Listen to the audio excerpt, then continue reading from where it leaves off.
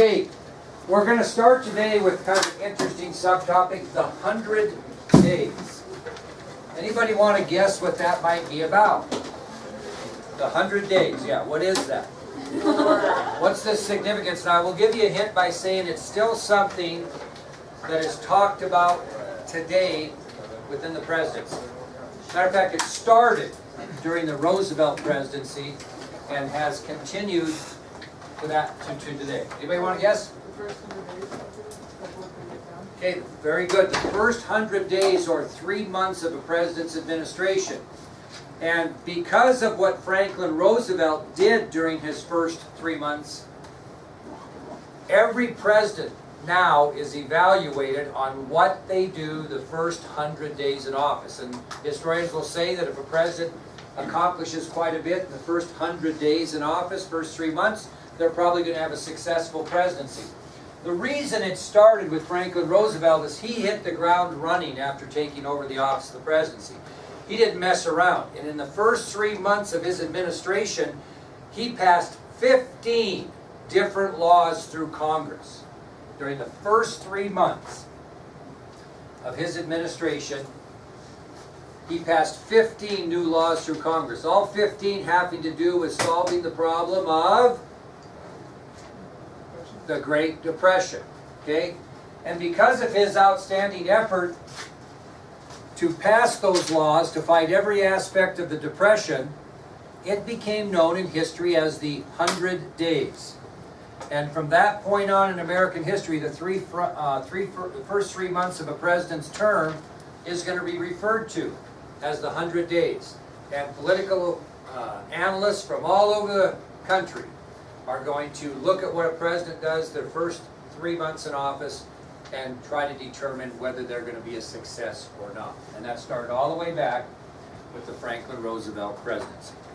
Okay, our next subtopic then is, what is Franklin Roosevelt and his New Deal going to do to solve all these problems of unemployment, banking crisis, etc.? So we'll start with unemployment first. What is the New Deal going to do to help solve the issue of unemployment?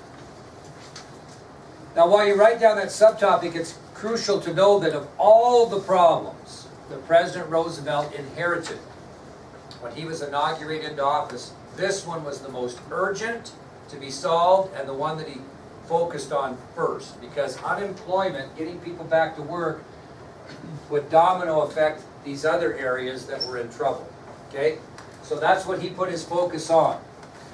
And as soon as he got into office, he convinced Congress into passing the Federal Emergency Relief Act.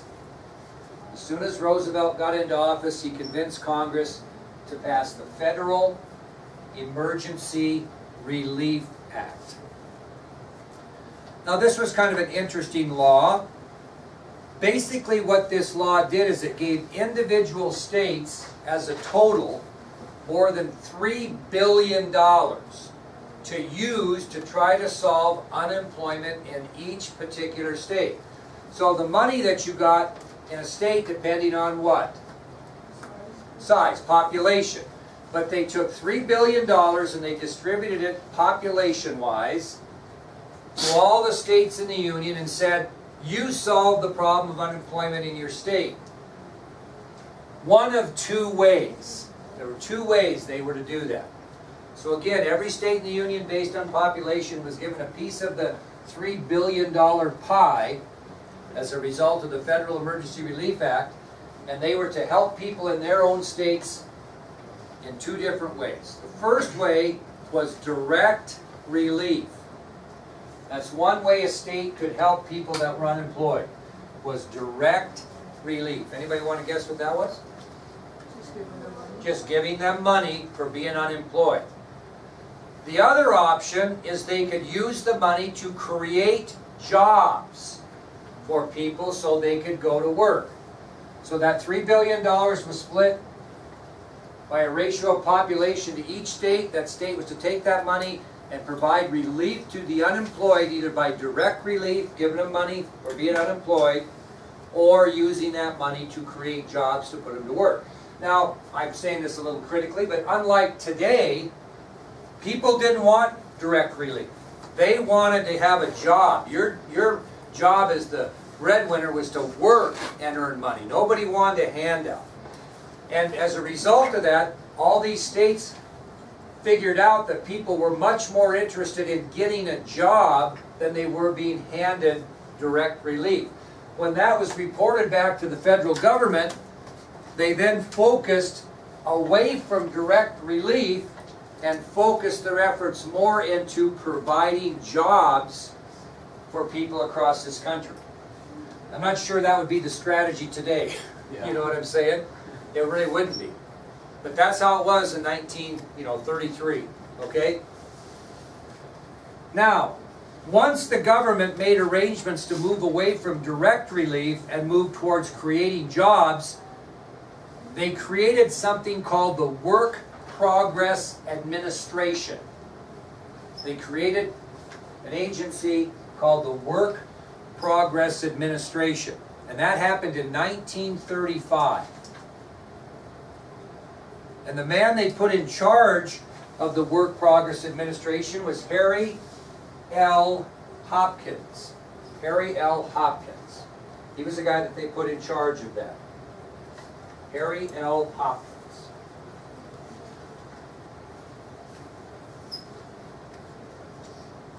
And basically what the Work Progress Administration did under the leadership of Harry L. Hopkins is they took $6.3 more billion and they created jobs in 3 specific areas across this country to put people to work. So again, once the federal government figured out that we're going to move away from direct relief and go into the making of jobs for people, they established the Work Progress Administration under the direction of Harry L. Hopkins, and they used $6.3 billion to create jobs in the following 3 areas. First one involves schools. They took that money and they either built new schools for communities that needed a new school, or they did what? Remodeled or fixed the ones that were there. So that's what they did. Okay? That's what they did. Okay? They took that $6.3 billion and they created jobs in 3 areas, the first being school construction. So new schools were either built or repaired, which put a lot of people to work doing that. The second job that was created by the WPA and Harry L. Hopkins is they figured there were about 5,000 communities across the country that needed new sewage systems and sewage plants in their communities. So they employed all these workers and they built new sewage plants and sewage facilities in 5,000 countries across America. Put a lot of people to work doing that. In 5,000 different communities or cities, yeah. So there was a lot of sewage issues. Sewage plants weren't working. They needed to be redone. Sewage systems and these communities weren't working well. So they picked approximately 5,000 communities and put in brand new sewage plants and sewage systems in those communities. Employed a lot of people. Now, does anybody in here know, when we talk about number 3, when interstates were starting to be built in this country, like you see, 4 lane, 2 lanes on each side? Anybody know when that happened? Which president was involved in the interstate commerce system that put interstates in? Anybody? Didn't happen until right here. Dwight Eisenhower in the late 50s. So what kind of roads did we have across this country? We call them secondary roads. That would be like the road from here to Thermopolis is a secondary road. And you even have more primitive secondary roads that would be from the school here to where Elizabeth Voss lives. Okay, that's the secondary road, Road 13. Well, what they did is they created jobs by either building new or repairing over 128,000 miles of secondary roads. That was the 3rd area in which the WPA created jobs. It's approximately 128,000 miles of secondary roads were either constructed new or they were improved. there might not have been a road from here to Thermopolis. I'm just giving you a scenario. So that road was built as a result of this program, or repaired, okay? Now, that put about 4 million of the 14 million people out of work when Roosevelt took office, gave them jobs. 4 to 5 million people received jobs as a virtue of this work progress administration. A glaring problem among the other 10 million or so that were still unemployed, most of those were younger men. And so Roosevelt tried to put something together that would employ single men so they could start saving a little bit of money and get back on their feet. So he talked Congress into passing another organization called the Civilian Conservation Corps, probably better known as the CCC. Anybody heard of the CCC? Civilian Conservation Corps? Well, what this law did is it created that organization, and what it did is it hired unemployed single men between the ages of 18 and 25. The CCC set up a law that hired unemployed single men between the ages of 18 and 25. If you met that criteria, you could go work for the CCC, Civilian Conservation Corps. At one time, there were more than 500,000 young men enrolled in that program. Okay? And they did different things, which we'll talk about in a bit, but they were paid, guess how much a month they were paid? No, a month. $30. And 25 of that had to be sent home to be saved. So if you look at today's figures, that would be $548.64 a month they earned, and $457.20 would be sent home, which would leave them about $91.44 in today's money to spend. Now the reason that $30 a month sending 25 home was not that big a deal, because when you hear about what type of jobs they had, there was really no place to do what? Spend your money. They housed them, they fed them, they were in a corps, kind of like the Job Corps, only it was Civilian Conservation Corps.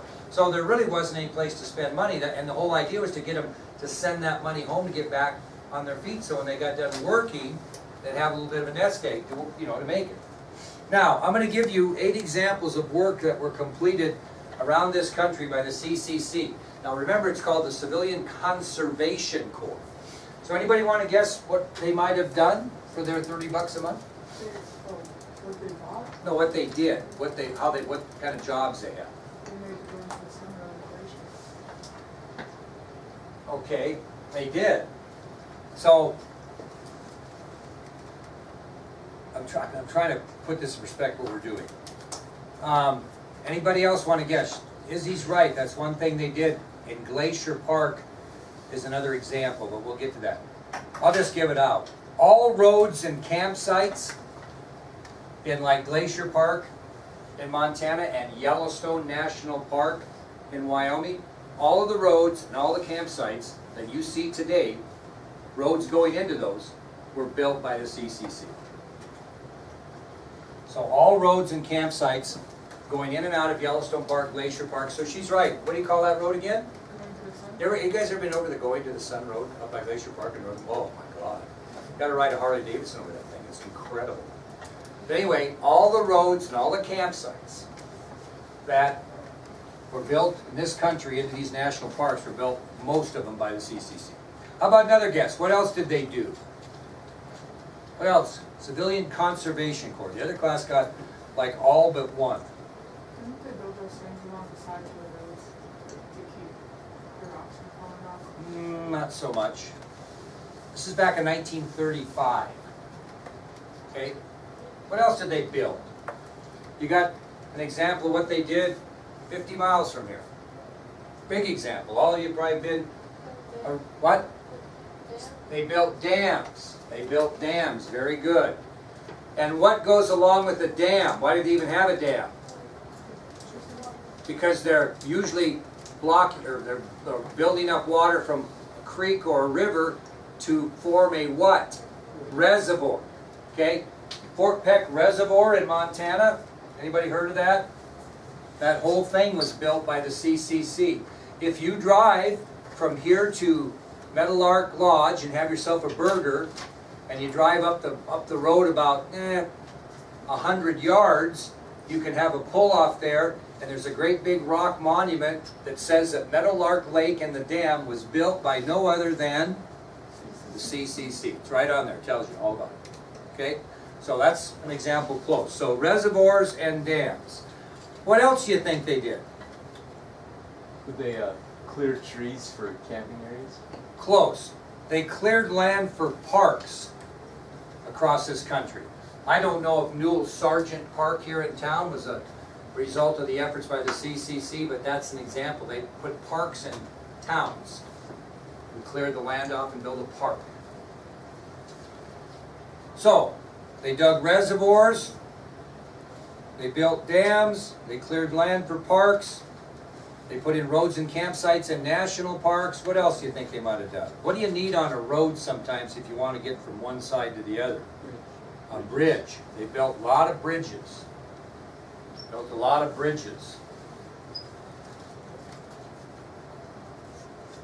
Now, another thing they did, they have an example, and I'm not sure, but I'm pretty sure that when you drive past Meadowlark Lodge and head past the ski resort turnoff, and you get towards Buffalo a little ways, you look off to your right on top of a mountainish hill, what do you see? Oh, lookout. Fire lookout, right? Those were built, including fire trails and fire lookouts, all built by the CCC. Now, I don't know if that one is or not, but I would bet money there's a good chance it might have been, since they did did Meadowlark Lake. I'm just guessing, probably they did. So, all roads and campsites in national parks, they cleared lands for parks, they built dams, they built fire trails and fire lookouts, they built bridges, they dug reservoirs. What else might they have cleared out in the southern part of the United States, especially the southeastern part? What they clean up and make one nicer? But maybe Florida would be a good example. Swamps. Swamps. They cleared swamps and beautified those particular areas. They cleared swamps. So they dug reservoirs, built bridges, built fire trails and outlooks, cleared swamps, built dams, cleared land for parks, built roads and campsites into the national parks, and they did 3 billion of these, the last one. 3 billion of these. What could you do 3 billion of? Conservation. Trees. They planted 3 billion trees, approximately, across the country. Those were the type of jobs that the Civilian Conservation Corps were involved in. And again, about 500,000 young men were employed by that particular organization. Now, what type of young men do you think those were? As far as education goes, I guess. Probably not the most educated. Not college material. Yes, dear. I only have 7 of the things. What are all Yeah, I these? only have 7. Planting of trees, digging of reservoirs, building of bridges, building of fire trails and outlooks, clearing of swamps, building dams, clearing land for parks, and all roads and campsites into national parks. Is that not 8? You probably combine the dams and reservoirs. Oh, well, you got them. Yeah, well, that's what I just- You got your damn list down. You're doing a good job. Now, what about those youth that maybe were trying to get an education, that had not dropped out of high school or had gone to college? Well, Mrs. Roosevelt was very concerned about those people because she didn't want to see kids dropping out of high school and then having to leave college because they didn't have any money, right? So she put pressure on her husband to come up with something for those people, and he did. He came up with what we know as the National Youth Administration, or NYA. And what do you think the National Youth Administration did, considering how I've led up to this? What'd they do? What's that? A lot of education. Well, the kids were already in school, but she didn't want them to quit because they had no money. Scholarships? Well, kind of. But what they're going to have to do for those scholarships? Work. So what they did is they provided jobs on both high school and college campuses, in which those kids could work on campus, be paid, and stay in school. And they might even learn a trade. For example, this is kind of a weird example, I don't know if it's exactly right, but so in a high school situation, Mr. Sapp, the auto teacher, would need, he's going to decide he's going to, for a fundraiser or whatever, he's going to change oil in cars. So he grabs some of these kids and he says, I'll tell you what, I'll give you $1 an hour if you change the oil in these cars. And not only do they earn some money, they learn how to do that. They learn a trade. And so that's the whole point of the National Youth Administration. And they estimated that about 500,000 youth were involved in that. So those are some examples of how jobs are being created by the government. Now you're thinking to yourself, well gee, let's see, that's 4, 5, that's a lot of people unemployed. Number one, you're still not going to get the unemployment rate to 0. But by getting these people working, businesses are going to start opening and creating more jobs, and it's a big domino effect, okay? So that's kind of what he did as far as unemployment, and the rest kind of revolved to get him out of trouble. The next thing we want to talk about then is the repeal of the 18th Amendment and this, quote, new Federal Bureau of Investigation, or FBI. That doesn't mean there wasn't one before that, but if I say new in quotations, what does that point towards? A rebuild, right? Okay? Hey, what is the 18th Amendment of the United States Constitution? Prohibition, yeah. So we passed the 18th Amendment to the United States Constitution, which began the issue of alcohol being illegal. Prohibition. Well, Roosevelt got into office and he just thought that was not working well. Why? What was he concerned about that